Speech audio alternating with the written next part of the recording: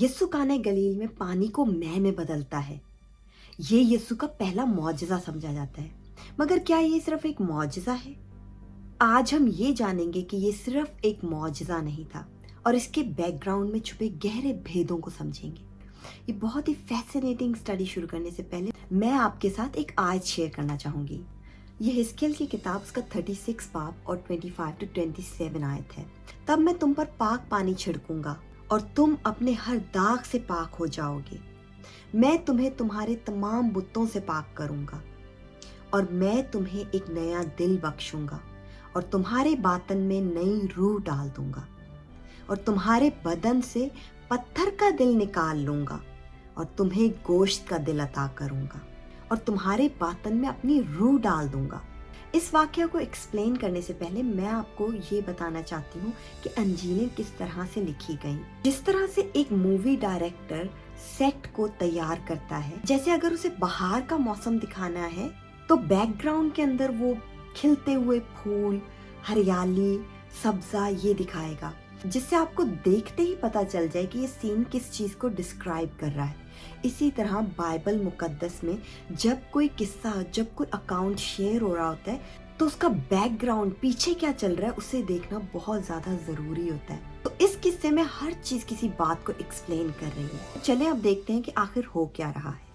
मैं यूहन्ना का 2 बाब उसकी पहली आयत से पढ़ूंगी और एक एक आयत के अंदर छुपे भेदों को एक्सप्लेन करूंगी। तो हम पहली आयत से स्टार्ट करते हैं। वहाँ लिखा हुआ है, और तीसरे दिन काना गलीली में एक शादी थी और यीशु की माँ वहाँ थी। यीशु और उसके शागिर्द शादी में बुलाए गए थे। तो सबसे पहली बात जो हमें बताई जा रही है वो ये है कि ये तीसरा दिन है। यूहन्ना यहाँ तीसरा दिन क्यों लिख रहा है? यहूदियों के लिए नंबर्स बहुत मायने रखते थे। हर नंबर का एक मतलब है बिब्लिकली। तीसरे दिन खुदा ने बंजर और वीरान जमीन को सब्जे और हरियाली से आबाद करना शुरू किया। जब हम पैदाइश उसका पहला बाब और उसकी 11वीं आयत से तीसरे दिन के बारे में पढ़ना शुरू करते हैं तो वहाँ लिखा हुआ है कि जमीन घास फूस और फलदार दरख्त उगाए जिसका बीज उसके अंदर हो। और हम जानते हैं कि खुदावंद यीशु मसीह खुदा की बादशाही को एक दरख्त से तशबीह देता है। तो ये तीसरा दिन था जिस दिन खुदावंद ने फलदार दरख्त लगाए जिनका बीज उनके अंदर था। ये बात एक पिक्चर पेंट कर रही है। यीशु ने अपनी मुनादी 3 साल की और तीसरे साल के एंड में यीशु मसलूब हुआ और जी उठा। यीशु 3 दिन और 3 रात कब्र में रहा और तीसरे दिन वो जी उठा।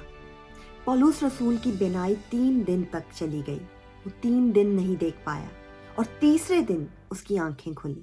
तीसरा दिन वो दिन होता है जब अंधेरे के बाद रोशनी फूट पड़ती है। तो आप देख सकते हैं कि तीसरा दिन किस तरफ इशारा कर रहा है। 2 दिन कुछ हो रहा होता है। खुदावन ने फलदार दरख्त बनाने से पहले जमीन को 2 दिन प्रिपेयर किया और तीसरे दिन उसने सब्जा और हरियाली और फलदार दरख्त उगाए। इसी तरह यीशु की मुनादी भी 3 साल होती है और उसकी मुनादी का तीसरा साल एक क्लाइमेक्स का साल है जिस साल वो मसलूब हुआ और जी उठा। इसी तरह वो 3 दिन कब्र में रहता है और तीसरा दिन वो दिन है जिस दिन वो जी उठता है। तो ये बहुत ही गहरी बात है। तीसरा दिन यहाँ पर यीशु के आने की तरफ इशारा करे कि मसीहा जिसके बारे में प्रोफेसीज हुई हैं, जिसके लिए ग्राउंड तैयार किया जा रहा था, वो आसमान की बादशाही लेकर आ गया है। ये तीसरा दिन है जिसकी तरफ खुदावन काम कर रहा था, जिसके लिए सारी प्रोफेसीज हुई, जिसकी तरफ सारा पुराना अहदनामा इशारा कर रहा है, वो दिन आ गया है। ये तीसरा दिन है। तो तीसरा दिन इस चीज को रिप्रेजेंट करता है कि प्लानिंग चल रही थी और वो टाइम पीरियड जब ये प्लानिंग हो रही थी कुछ डार्क लगता है, कुछ धुंधला सा लगता है, नजर नहीं आता, जैसे पौलुस रसूल की आंखें बंद थी लेकिन तीसरे दिन खुली। इसी तरह ये टाइम पीरियड पुराने अहदनामे का यहूदियों के लिए डार्क रहा। उन्हें समझ नहीं आ रही थी कि मसीहा कौन है, कब आएगा, आसमान की बादशाही क्या है। यीशु आकर ये सब भेद खोलना शुरू कर देता है। तो सबसे पहला निशान वो जो दिखाता है अपने मसीहा होने का, वो तीसरे दिन दिखाता है। I think it's so fascinating. फिर आगे लिखा हुआ है, और जब उनके पास मैं बाकी ना रही तो यीशु की माँ ने उससे कहा कि इनके पास मैं नहीं रही। यीशु ने उससे कहा, ऐ औरत, मुझे और तुझे क्या, और एक ट्रांसलेशन में लिखा हुआ है, मुझे तुझसे क्या काम, मेरा घंटा अभी नहीं आया। सुनने में ऐसे लगता है कि जैसे यीशु अपनी माँ के साथ डिसरिस्पेक्टफुली बोल रहा है, लेकिन ट्रांसलेशन कोई आसान चीज नहीं है। वो लोग जो यूएस में रहते हैं, वो लोग जो वेस्ट में रहते हैं, जानते हैं कि अगर हम किसी लेडी को मैम कहते हैं तो वो बहुत रिस्पेक्टफुल चीज है।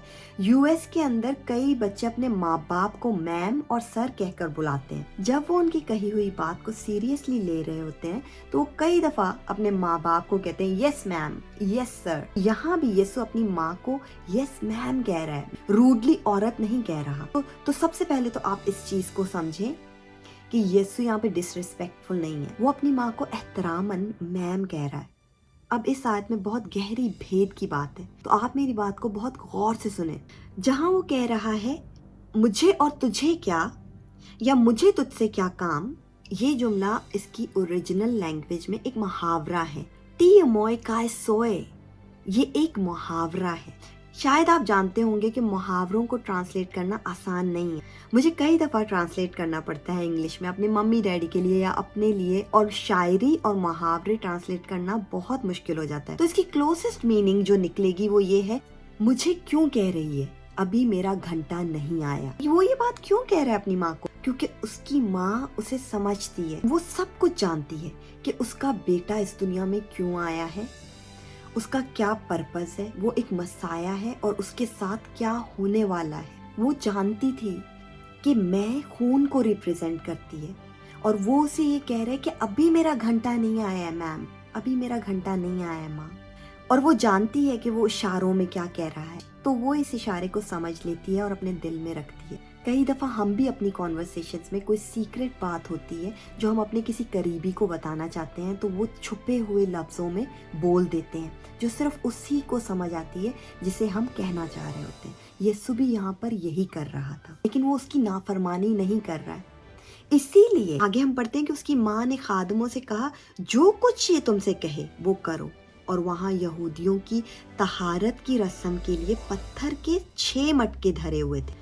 अब तहारत लफ्ज का क्या मतलब है? तहारत का मतलब है प्यूरिफिकेशन। यहूदियों की रस्म होती थी कि वो हैकल में जाने से पहले अपने आप को प्यूरिफाई करते थे, जैसे वजू करते थे, अपने आप को धोते थे। तो वहाँ पर 6 पत्थर के मटके पड़े हुए थे, लेकिन वो मटके खाली थे, उनमें कुछ भी नहीं था। अब यहाँ पर नंबर 6 क्यों यूज हो रहा है, हम इस बात पर गौर करेंगे। नंबर 6 रिप्रेजेंट करता है आदम को। आदम को खुदा ने 6ठे दिन बनाया, और जूइश माइंडसेट और गमाट्रिया के मुताबिक नंबर 6 रिप्रेजेंट करता है इंसानियत को, और वो मटके पत्थर से बने हुए थे। ये बात रिप्रेजेंट कर रही है इंसान के पत्थर दिल को। और फिर आगे चल के लिखा हुआ है, यीशु ने उनसे कहा मटकों में पानी भर दो, बस उन्होंने उनको लबालब भर दिया। फिर उसने उनसे कहा, अब निकाल कर मीरे मजलिस के पास ले जाओ। बस वो ले गए, और जब मीरे मजलिस ने वो पानी चखा जो मैं बन गया था और जानता ना था कि वो कहाँ से आया है, मगर खादिम जिन्होंने भरा था जानते थे। यीशु उन पत्थर के मटकों के अंदर पानी भरवा रहा है, पानी भर रहा है। तो यहाँ क्या हो रहा है? जो हिस्कियल की किताब में प्रोफेसी हुई थी, ये वो हो रहा है। तब मैं तुम पर पाक पानी छिड़कूंगा और तुम अपने हर दाग से पाक साफ हो जाओगे, और मैं तुम्हें एक नया दिल बख्श दूंगा और तुम्हारे बातन में नई रूह डाल दूंगा, और तुम्हारे बदन से पत्थर का दिल निकाल लूंगा और तुम्हें गोश्त का दिल अता करूंगा। पानी प्यूरिफिकेशन की तरफ इशारा करता है। वो हम पर वो पानी छिड़कता है जिससे हम पाक साफ हो जाते हैं, हमारे सारे दाग धुल जाते हैं, हमारे सारे गुनाह धुल जाते हैं। तो यहाँ पर पानी प्यूरिफिकेशन की तरफ इशारा कर रहा है, जिंदगी की तरफ इशारा कर रहा है। जब बेजान और बंजर जमीन पर पानी छिड़का जाता है तो वहाँ फसल उगने लग जाती है, फलदार दरख्त उगने लग जाते हैं। यीशु सामरी औरत को कहता है कि जिंदगी का पानी मेरे पास है, मुझसे मांग, मुझसे पी, तो मैं तुझे वो पानी दूंगा जो पी कर तू कभी दोबारा प्यासी ना होगी।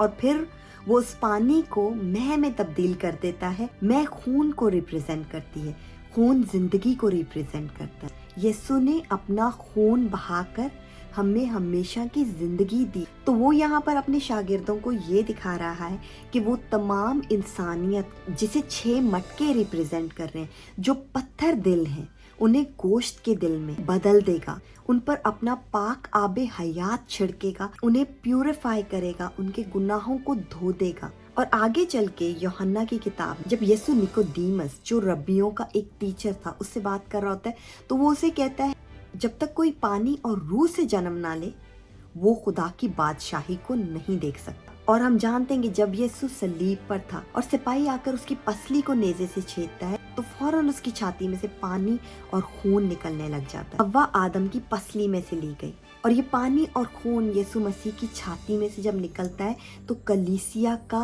आगाज होता है, चर्च का आगाज होता है, चर्च जो उसकी दुल्हन है। और ये पानी और खून हमें हमेशा की जिंदगी बख्शते हैं और ये पानी और खून हमें हमारे गुनाहों से पाक साफ कर कर एक नई और अब्दी जिंदगी बख्शते हैं। फिर आगे चल के लिखा हुआ है कि निशानियों की ये शुरुआत यीशु ने काना गलील में की और उसने अपना जलाल दिखाया और उसके शागिर्द उस पर ईमान लाए। तो सही वर्ड, राइट वर्ड जो इस मौजज़े के लिए है वो मौजज़ा नहीं है बल्कि निशानी है। यीशु आकर साइंस दिखा रहा था, निशानियां दिखा रहा था कि मैं ही वो मसीहा हूँ जिसके बारे में लिखा हुआ है। तो जब भी वो ये भेद खोल रहा होता था कि वो ही वो मसीहा है जिसके बारे में लिखा हुआ था, वो एक निशान जाहिर कर रहा होता था। और यहूदी उससे निशान मांगते थे, हमें निशान दिखा कि तू ही वो है जिसका हमें इंतजार था। उनके लिए निशान महज मौजज़े नहीं होते थे, महज मैजिकल ट्रिक्स नहीं होती थी, उनके लिए निशान इशारे होते थे, सबूत होते थे इस बात का कि ये वही है जिसका हमें इंतजार था। तो यीशु यहाँ पर एक मैजिकल ट्रिक नहीं कर रहा उन्हें खुश करने के लिए कि उसने पानी को मैं में चेंज कर दिया। तो आप देख सकते हैं कि बैकग्राउंड में हर चीज को एक मकसद के लिए बोला गया है। इस सेट पर कोई भी चीज अनप्लान्ड नहीं है और शायद और भी बातें हैं जिन पर आज मैं रोशनी नहीं डाल पाई हूँ। तो आप जरूर खुद इस अकाउंट को पढ़ें और एक एक आयत को, एक एक लफ्ज को बहुत गौर से पढ़ें और डॉट्स कनेक्ट करने की कोशिश करें। पुराने अहदनामे में इस बारे में क्या लिखा हुआ है, 3 का नंबर कहाँ कहाँ यूज हुआ है। मैंने तो आपको 2-3 बातें ही बताई हैं। 3 का लफ्ज और भी बहुत सारी सिग्निफिकेंट बातों के लिए यूज हुआ है। 6 का लफ्ज और कहाँ कहाँ यूज हुआ है। तो आप खुद इस चीज की रिसर्च करें। तो आई होप इस मैसेज से आप ब्लेस्ड हुए होंगे। आपने इस मौजज़े को एक नई रोशनी में देखा होगा, आप इस मौजज़े को एक नए नजरिए के साथ देख पाए होंगे, आपने इसमें गहरे भेदों को समझा होगा। अगर आपको मेरी वीडियो पसंद आई हो तो ज़रूर लाइक और सब्सक्राइब करें, शेयर करें, इससे हमारा एल्गोरिदम बढ़ेगा और खुदावंद का कलाम दूसरे लोगों तक भी पहुंचेगा।